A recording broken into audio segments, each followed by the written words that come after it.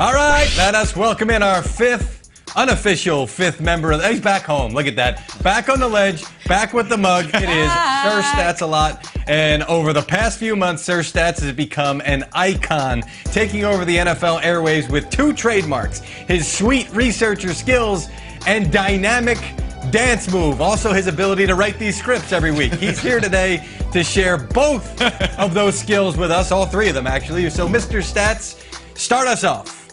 Hey, appreciate it, Mike G. Appreciate it. Now, look, this is a Sir Stats special here. Get your popcorn ready. Watch out for Travis Kelce tomorrow against the Bills. The Bills have struggled against tight ends, and my boy White Chocolate is one of the best tight ends in the league. Look at these huge games they've given up. Kelce is about to go off. White chocolate and peanut butter is a fantastic combination that I just discovered recently. Thanks, Mom. I told her. She sent me a ton of them. Colleen, Kelce averaging 94 receiving yards per game this year. Will he have more or fewer? Not less, fewer, because it's yards. It's right. Good. Yes, grammatically correct. I appreciate it, GC, but I'm going to go more. And Kelce's gone over 94 yards in 7 of his last 9 games. He's averaged 114 receiving yards in that time.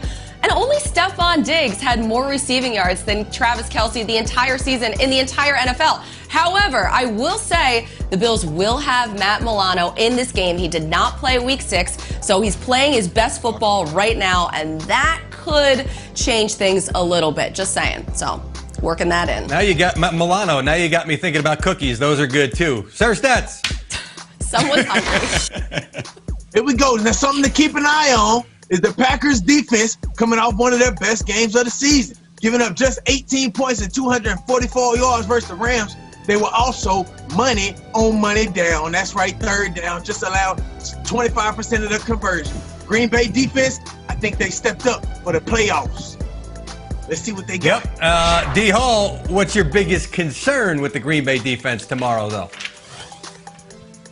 And look, Sir Stats, I know those stats tell us that Green Bay's defense has stepped up, and they have. But the one thing that constantly worries me is a physical opponent. I've said it all along, ever since last year. You saw the 49ers beat up on them. You even saw Tampa Bay beat up on them, excuse me, the first time they played in that ball game. And so for me, it's going to always be that question. Will Green Bay be physical enough on the defensive side of the football? And even flip it around to the offensive side, if they have enough speed, man, because Tampa linebackers got a lot of speed.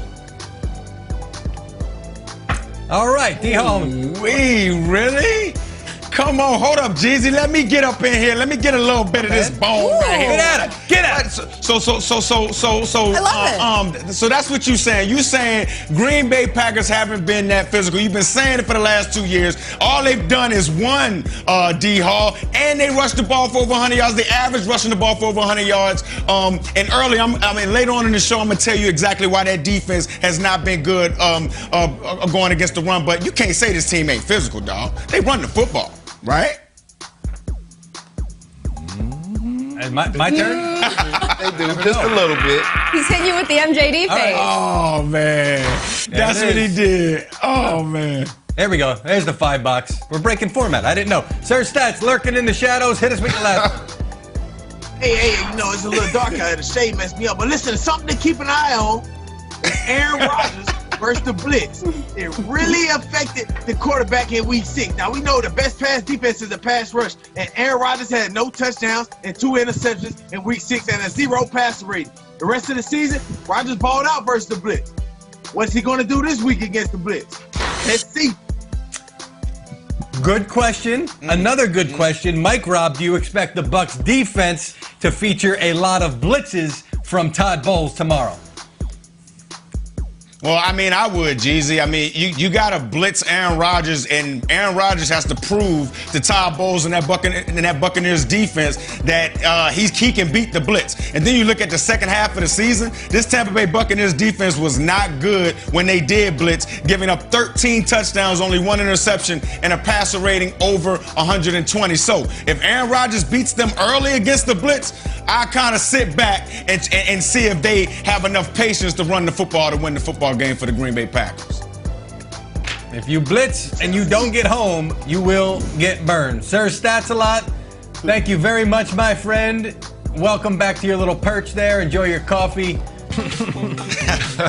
Best of the best from Bills Chiefs Wired last week. And speaking of the best, Bills Mafia. Look, the Josh Allen snowman, it really is a masterpiece. And I don't care if you've seen it already because it deserves continued recognition. Eric Jones is the artist here. And Eric, this is your Mona Lisa. So put that snowman in the Louvre. Man. Let's get out to where Joe Josh Douglas. Allen, the player, will be playing. It does kind of look like Joe Douglas. Kansas City, we have Kim Jones and Jeffrey Chidia there at Arrowhead. So, Jeffrey, I'm going to start with you here on the Chiefs side of things. And Patrick Mahomes, the latest on him. Well, it's been a long week for Patrick Mahomes, Colleen, obviously in concussion protocol all week long. But the Chiefs were very optimistic about him clearing that, which happened yesterday. He was on the field every day of practice, doing limited stuff early on, but getting deeper and deeper into the snap count. And he feels pretty good. When he was asked about this yesterday, he said it was a tough week to get through because of all the testing, all the doctors. But he also said, look, he understood that he had to do this the right way. He had to make sure he was not having any lingering effects. He feels pretty good about where he's at right now and feels like he can do everything he has to do on the field. In fact, the bigger issue here is just that toe injury he had last week. So he said that's going to be okay, but really 75 to 85% of Patrick Mahomes is still pretty good. And now we send it over to Kim.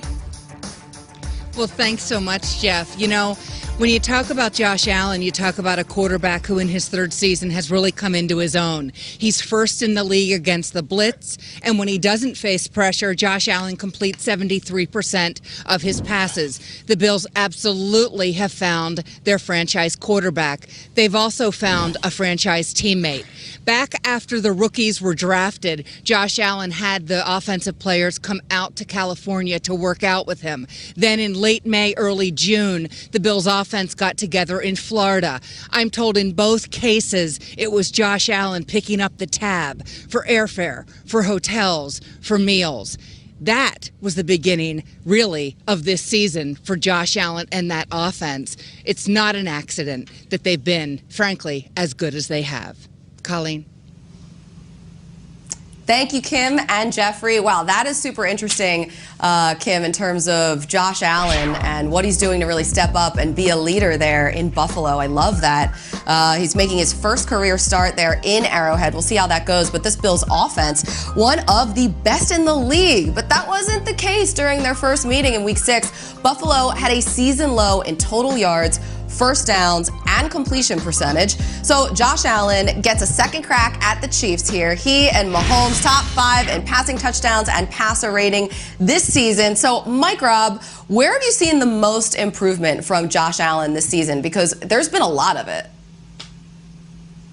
Yeah, it's been a lot of improvement, and it's really been in his decision making. And yeah, people are wondering how the Buffalo Bills are gonna defend the Kansas City Chiefs and Patrick Mahomes. But I'm also wondering how the Kansas City Chiefs are gonna defend Josh Allen. People don't realize that Josh Allen's toolbox is from throwing the football. He can do anything on the football field. He can put the ball anywhere he wants to, and he still has the running ability. And some of the biggest improvements I've seen in Josh Allen, obviously he's been better with completing the football. Obviously, he's better against pressure, right? Getting away from people, being explosive in the passing game, again, using that big arm to push the ball downfield.